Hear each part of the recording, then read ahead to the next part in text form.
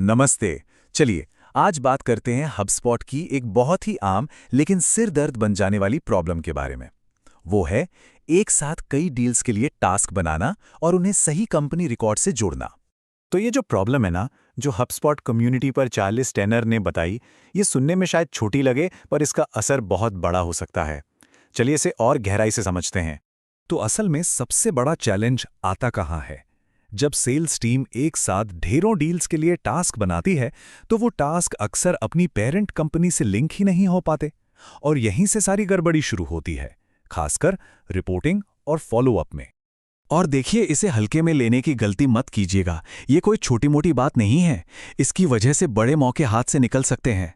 सोचिए जरा, अगर किसी सेल्स वाले को यही ना पता हो कि टास्क किस कंपनी का है तो जरूरी फॉलोअप में तो देर होगी ही, है ना?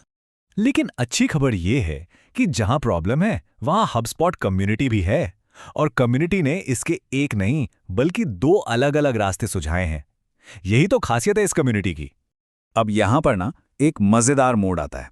हमारे सामने दो रास्ते हैं। एक है टेक्निकल रास्ता जिसमें कोडिंग और एपीआईज की जरूरत है, और दूसरा है एक सिंपल नो कोड ऑटोमेशन का रास्ता। हम बात करेंगे वर्कफ्लो वाले रास्ते की। क्यों? क्योंकि ये सिंपल है, इसमें कोई कोडिंग नहीं चाहिए और सच कहूं तो ज्यादातर लोगों के लिए यही बेस्ट सॉल्यूशन है। तो ठीक है, अब बातों से आगे बढ़ते हैं और सीधे देखते हैं कि इस वर्कफ्लो को बनाया कैसे जाए। और यकीन मानिए, इसे कोई भी आसानी से बना सकता है। सबसे पहला और सबसे जरूरी काम, हमें हबस्पॉट को एक इशारा देना होगा, एक सिग्नल कि भाई इन डील्स के लिए टास्क बना दो।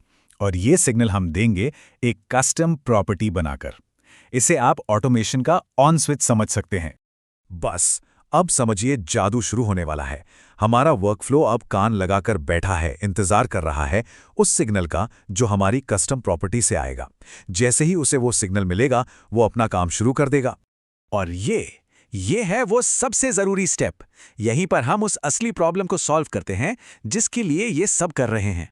हम वर्कफ्लो को साफ साफ बताते हैं कि जो भी टास्क बने उसे सिर्फ डील से नहीं बल्कि उसकी एसोसिएटेड कंपनी से भी जोड़ना है। बस इतना सा काम और हमारी सबसे बड़ी प्रॉब्लम सॉल्व हो जाती है। और अब आता है फाइनल स्टेप, जहां हम इस ऑटोमेशन की पूरी ताकत का इस्तेमाल करेंगे। अब आपको एक एक करके कुछ नहीं करना, बस अपनी सारी डील्स को सिलेक्ट कीजिए, एक क्लिक से क्रिएट टास्क ट्रिगर्ड प्रॉपर्टी को अपडेट कीजिए और बस सिस्टम अपने आप सबके लिए परफेक्टली लिंक्ड टास्क बना देगा। सोचिए कितना समय बचेगा। सब कुछ बढ़िया चल रहा था, प्रॉब्लम सॉल्व हो गई थी, लेकिन कहानी में एक छोटा सा ट्विस्ट आया। मुख्य समस्या तो हल हो गई, लेकिन यूजर को एक छोटी सी सुविधा की कमी महसूस हुई। और ऐसा अक्सर होता है जब हम किसी सॉफ्टवेयर को अपनी जरूरतों के हिसाब से ढालते हैं। और इससे ना एक बहुत जरूरी बात सीखने को मिलती है। जब भी हम कोई ऑटोमेशन बनाते हैं तो कभी कभी छोटे मोटे समझौते करने पड़ते हैं।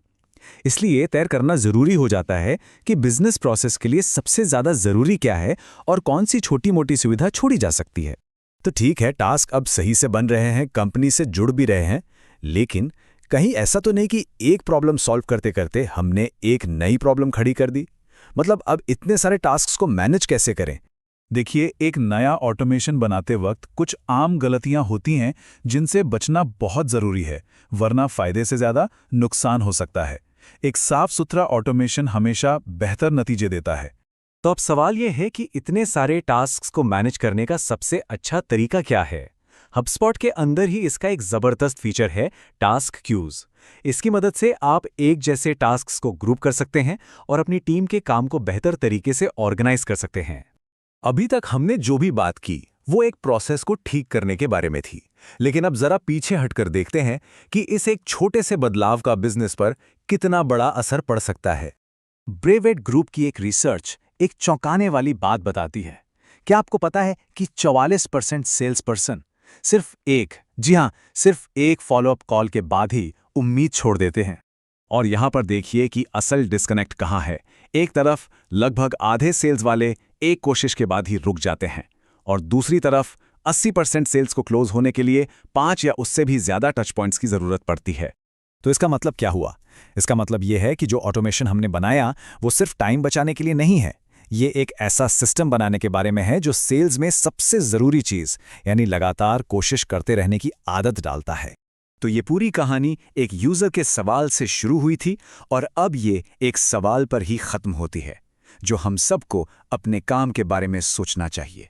सोचिए, जब टीम इतनी बिजी है तो ऐसा कौन सा जरूरी फॉलोअप है जो शायद अभी इसी वक्त हाथ से निकल रहा हो? इस पर विचार जरूर कीजिएगा।